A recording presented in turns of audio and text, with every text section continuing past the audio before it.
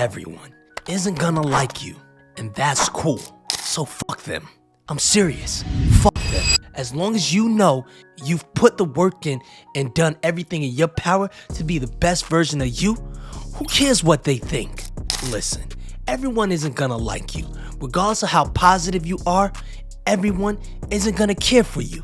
But on the opposite spectrum, there are gonna be people who love you for being you, flaws and all. And when I think of life like this, music comes to mind. I think J. Cole, Crooked Smile. We ain't picture perfect, but we worth the picture still. I got smart, I got rich, and I got bitches still. And they all look like my eyebrows, thick as hell. I think my mother singing to my father after a stressful day of work. Said he is so real, and I love the way that he makes me feel. I think of my high school principal who told me I'd never be more than a McDonald's worker. You ain't shit. Yo, you ain't shit, man. You ain't never gonna be shit. Boy, was he wrong. But thanks for the congratulations. They said I won't be nothing. Now they always say congratulations. I mean this from the bottom of my heart. Fuck him and fuck them.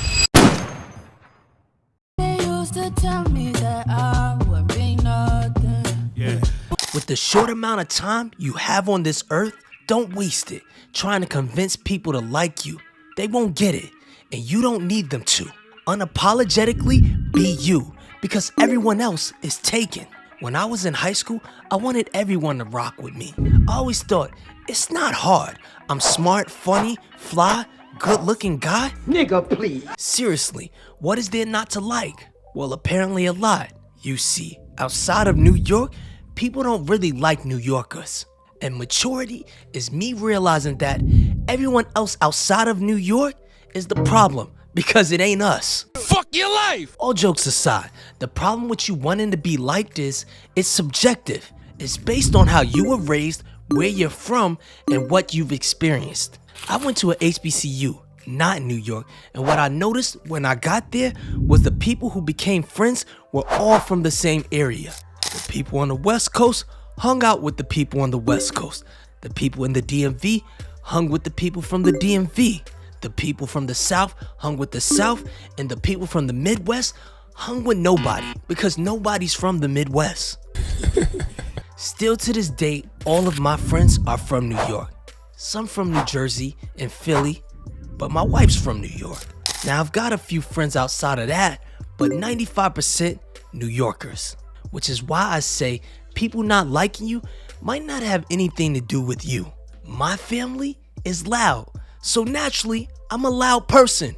Yo, shut up! I'm not talking to anybody. But people on the West Coast, they tend to be more laid back and chill.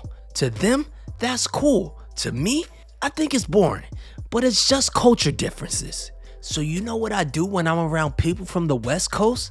I dial it back a little bit. Just like you dial it back when you're at work. I call your job and you pick up the phone like, "Hi, thank you for calling YouTube. This is Mr. Confidence speaking. How can I assist you?" Stop! Just stop! You are black. Okay? I know. Don't talk like me. Don't talk like us. You're not us. Your name on this application is Draymond Rashid Jones. Your name is so black, I can taste the collard greens after I say it. And I won't speak for all of you, but I've done this before too, to fit in, especially when I'm new somewhere. People's first impression of me is that I'm quiet, but then they get to know me and realize I never shut up. Or when you dating, you put your best foot forward, right? See me, I'm super cheap, but even when I used to date, when I would go on a date, it was wise to not be cheap. It would be wise for me not to be an asshole, at least until you got comfortable with me. That's when I'd tell my date, we only got Chick-fil-A money. Let's cut this Cheesecake Factory shit out. Now, if I told every woman that up front, some of the women would like you for being honest, and others would dislike you for being broke. And I'd say being broke was subjective. I'm broke! And I was very broke. You've been kidnapped by a broke man. Sprinkle, sprinkle. Quick story time. I had a friend whose car broke down with his kid and the mother of his child in the car. Now, he had borrowed money from me before and never paid me back. So when he called asking to borrow more money, I told him no because he hadn't paid me back the first time. I did, however, offer to drive to him and pick them up so they weren't sitting on the side of the road on a hot summer day. But he declined my offer, and pretty much that was the end of our friendship because at the time I was doing well, but I damn sure wasn't rich, and he kept saying he would do it for me if he had it, but the problem was he never had it. And from his point of view, I could see how he would look at a situation and think, I'm not the kind of friend you call when you're down on your luck. But if you could see it from my perspective, you would see that I looked at it like I'm not the kind of friend you constantly use for money, because it was a big possibility that he was lying in the first place. And his car wasn't even on the side of the road. He just wanted to borrow money, and I said no. I had boundaries, and he didn't like that. Don't get me wrong, we can be friends, but I gotta do what's best for me. So you see, I didn't wake up that summer day thinking I'm gonna lose a friend today, but if I lost a friend simply because I didn't let them use me, well, that was never my friend to begin with. And no, I never got paid back for the first time. So what's the point of this video? It's simple. Everyone isn't gonna like you. Oftentimes, we get on the internet and we make fun of the IG models, the gold diggers. But you know who likes them? The rappers and the athletes. We have conversations about everyone liking the traditional man or woman, even though most of us aren't traditional.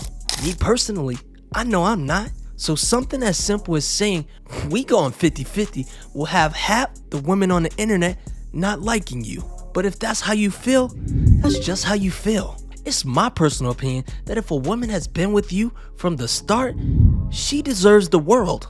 Are you a beta male? Listen, sometimes people don't like you, and there's nothing you can do about it. And other times, there are. Maybe you're just not a nice person. Look at Amanda Seales. Everywhere she goes, there she is, and people don't like her. But instead of her taking accountability of the things people say and making changes, she simply thinks everyone is out to get her when they're not. Here's a fun experiment if you're single. Pick up your phone if you're still cool with your ex or someone you used to talk to and ask them, personality-wise, what were some things you didn't like about me? Remember, I said if you're single, don't use this video as a reason to text your ex knowing you're in a relationship. But if you're in a relationship, take the time and ask your partner, what are some things you would like me to improve, personality-wise? Then you can ask your close friends, because we all have things that people don't like about us. They just never admit it. So when they tell you, because they will, don't let it trigger you. Just take those things and work on them. But if you feel like that's what makes you you, keep it. Because I think everyone deserves to be liked. But the truth is, it's not reality to be liked. Even on YouTube, we all have creators that we used to like. And then we stop. Hell, I might be that creator one day for you. I might have one video you just don't agree with, and that's not okay. I look like I give a fuck? Because you should agree with everything I say. Tell him you're kidding. I'm not kidding. I'm kidding, of course. Anyways, if you like this video, check out The Truth About Spiritual YouTubers.